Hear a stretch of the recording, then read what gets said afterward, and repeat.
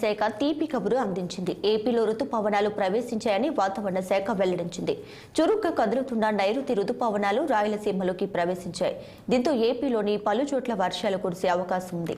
మరోవైపు కోస్తాంధ్ర జిల్లాలో ఉపరితల ఆవర్తన ప్రభావంతో రాబోయే 4 రోజుల పాటు పలు చోట్ల భారీ వర్షాలు కురిసే అవకాశం ఉందంటూ వాతావరణ శాఖ అధికారులు వివరించారు.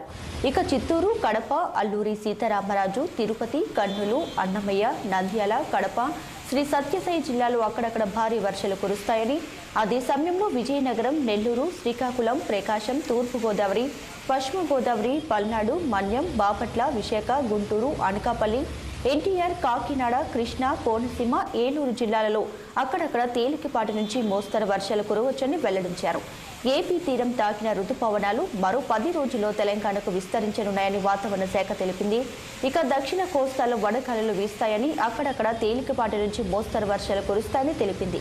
ఈ సంవత్సరం ఆశించని దానికంటే ఎక్కువ వర్షాలు పడే అవకాశం ఉన్నట్లు వాతావరణ శాఖ తెలిపింది.